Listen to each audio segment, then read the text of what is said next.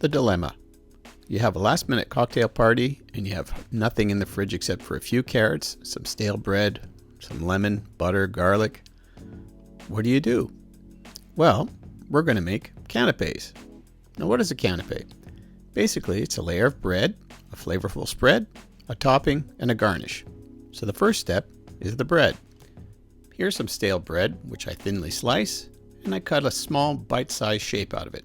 Here I'm using a round, but you can use triangles, rectangles, whatever you like.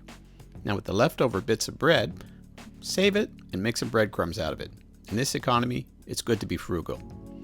So the first step is to place some butter on medium-low heat in a pan, and then I take my little bread rounds and I put them right into the pan as soon as the butter starts to foam.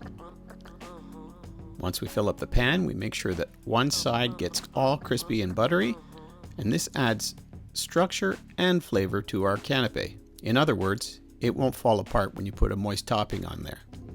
Now we're going on to the spread. I'm making a compound butter with lemon. So we take a lemon, just like this, and we remove the zest off of it. You should get a result like this. Then we cut the lemon in half and we juice it. We also need a little bit of salt and some butter. So we whip the butter up, and then we gradually add our lemon zest, just like this, our lemon juice, and finally our salt. Then we put it on a plastic wrap and we make sure all the buttery flavors are combined and we let it rest. And now for the topping. First, we're going to need a gelatin layer. We're going to need to peel some carrots, then we're going to chop them, and then we're going to place them into a pot and cook them. We're going to need some garlic, some vinegar, some cumin and paprika. And once the carrots are cooked tender, we put into a blender. We add our gel. This helps it firm up.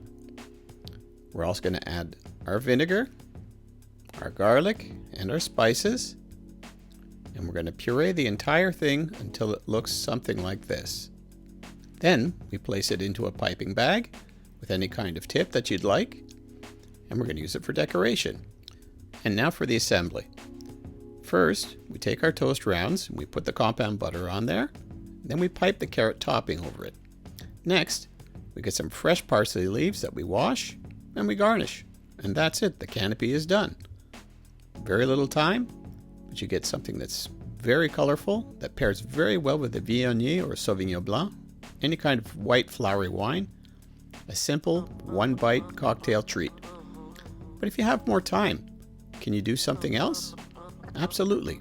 We're going to use the exact same ingredients, but we're going to put them in the fridge. We chill the carrot topping, and we're going to cut it out. And we chill the butter, thinly slice it, and we use a cookie cutter as well. So a thinly sliced, flavorful spread, flavorful carrot, and use the exact same bread.